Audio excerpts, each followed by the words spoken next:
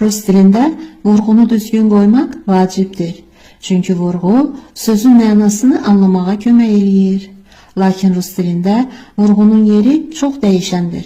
Arada olduğu dəqiq deyil, sözdə müxtəlif hecada ola bilir. Bəlli bir qaydası yoxdur. Fransız dilində adətən sözün axırıncı hecasında olur vurğu. Polyak dilində axırıncıdan öndəkində, Çex dilində birinci hecada olur. Rus dilində isə sözün birinci, orta, axırıncı hecalarında ola bilir. Yaxud da bir sözdə fərqli yerdə olub, müxtəlif məna daşıyır. Buna bir neçə misallar gətirək. Muka, un. Muka, əzab, işgəncə. Gördüyünüz kimi eyni söz, amma vurğulara görə tərcüməsi fərqli oldu. Birinci sözdə vurğu A-nın üzərinə düşdü, un. Vurğu unun üzərinə düşdüyü zaman əzab, işgəncə oldu. Zamok, qıfıl. Zamıq, qala, qəsr. Plaçu, ödəyirəm. Plaçu, ağlayıram. Xlopaq, pambıq. Xlapok, alqış, əl çalmaq. Kruşki, fincanlar. Kruşki, dairələr. Pili çay, çay istilər. Pili, brivno. Odunu kəs.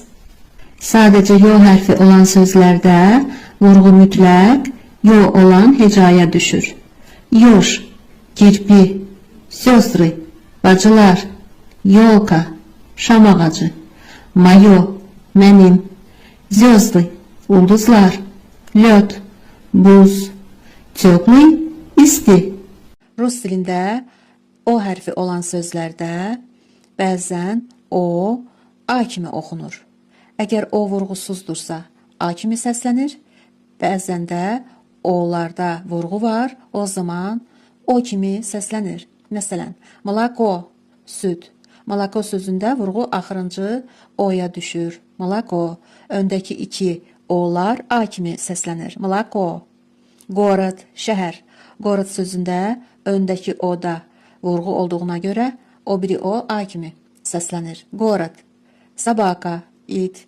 Sabaka sözündəki o'da vurğu yoxdur. Ortadakı A-da vurğu var.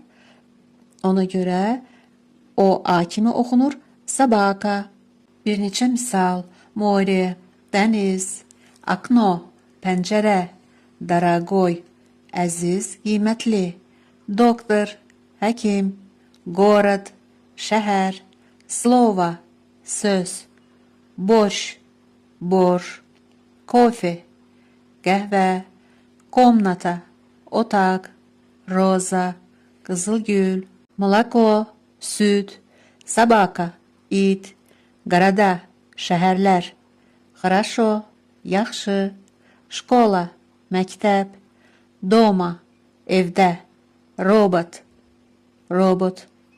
Стола, masalar. Столица, paytaxt.